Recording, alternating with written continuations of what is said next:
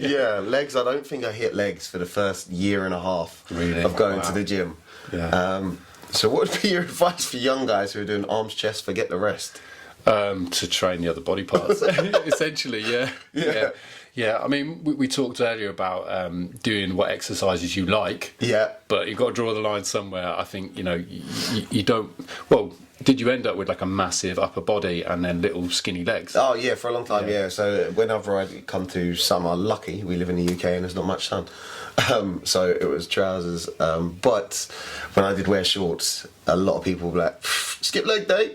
Look at his legs. Yeah. No calves. Yeah, there was no calves. I mean, you can train calves for years, twice a week and still not growing much. Yeah, it took me a long time to even get the calves that I've got, and they went down. It was when I was on a lot of gear and I was training calves because I was like, I cannot wear shorts and be so big on the top half and have these little pin legs. Yeah, well, I think for me, I want like quite a balanced physique, and I've competed in men's physique. So some people would say that's not proper bodybuilding, and take the piss out of men's physique. But I still train legs. Yeah, once a week, maybe not. I used to train it twice a week, hit legs. Sounds horrible.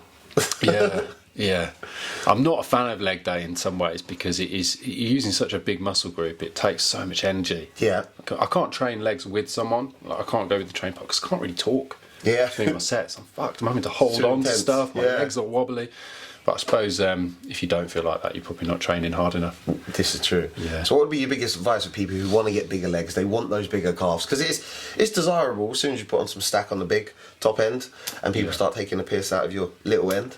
Yeah, I think hitting legs twice a week, if you really want to develop them, is a good way to go. But you've got to think about recovery because they are a very big muscle group. Probably the only body part that I still get DOMs in. I trained legs on Sunday. My hamstrings, even today. Still. Yeah. Oh, but to be fair, I'd had the week off legs the week before because I'd been a bit ill. I'd had a cold, so I think that's why the DOM's setting because I had a bit of a gap. Don't skip leg day like me even if you've got a cold. No, and definitely don't do a year and a half like I did and never do leg day. No.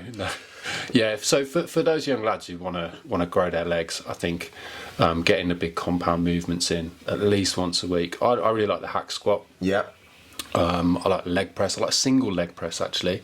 So I've had to drop the weight, no ego lifting. Yeah, nice. And just press it nice and slow with a single leg and a little bit of a pause at the bottom so we're not bouncing off the bottom. Yeah.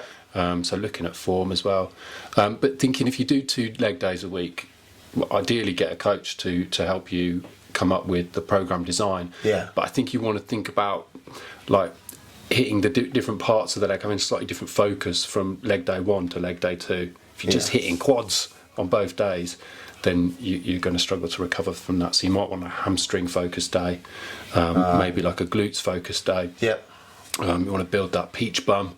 Oh, I used to have one of them. Yeah. Yeah. So, working in the night industry, I wear black trousers, Dorman trousers, and a lot of people used to say you have a great bum. And then I stopped going for the gym for a long while, and a lot of people said you lost your bum. I was like, man, it's really desirable by women. A lot of women like a peachy bum on a man. Yeah, for sure. Yeah, and I didn't realise until I lost it. You need to do those. What are they called? Those glute raises that older girls do in the Gymshark leggings. Yeah. Guys need to do that too.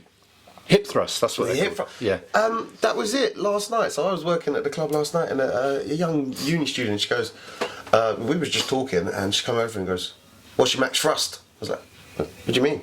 And I automatically assumed that she meant dancing. So I did a dance little. I was like, "That's what I got." She was like, "In the gym, idiot." I was like, no, I look stupid. Yeah. Okay, well that's nice to hear that the ladies are saying, what's your max on something, the thrust, Yeah, and she was like 140, I do 140, and she was tiny. Really? I was like, wow. Yeah. I need to up my game. I could not do that. I looked at her, I was like, I need to up my game, what am I doing? I trained with a guy once, and I was like, we'll do the hip thrust now, and he's like, I ain't doing that. I was like, why not? He's like, that's for women. Yeah. Right, mate, let's load it up, see what you can do. I also trained with a lady, Laura, down at Boss Gym, and we went through one of her leg days, and the whole time I was like, come on, and what's that one where they spread out? Yeah, the abductor. Yeah, that was horrible. That was not the one. The abductor. No, it's nasty. You get nasty DOMs from that as well. Yeah, I was like, this is killing me. And the adductor where you squeeze. I think I've got it the right around. Abductor, adductor. Yeah. Just getting mixed up, but yeah. The squeezy one, the push apart Squeezy one, yeah. the push one.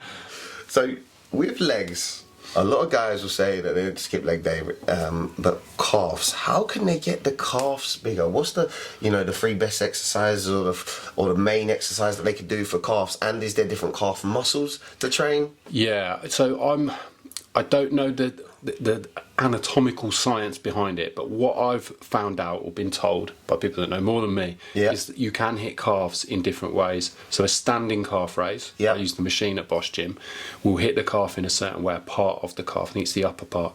And then if you do a seated calf raise, where you're pushing up in a seated position, that's hitting the calf in a slightly different way. So I try and do both of those. They've got both of those at Bosch Gym. They have, yeah. They've also got that one, I think it's called the donkey calf raise. You seen that? The one where you bend over? Yeah. That you looked a bit fruity for me. I was looking at that, I was like, I wonder what kind of gains. No. Give it a go, I reckon. Yeah, I've not used it, to be honest, either. I've seen Roy using it, and he knows what he's doing, so yeah. Oh, I'm going to use it then, if Roy's done it. He's good enough for Roy. And Roy's got good legs. Yeah. I reckon he's got good calves, yeah. Good man, yeah. Because calves are a lot of big ones for a lot of people. People want big legs, but mainly they just want big calves because that's your skinniest part. It's the part that's most exposed as well. Yeah, I think it's about putting enough volume through them as well because they're smaller muscles and like the arms, they're just going to need more reps, going to need more volume.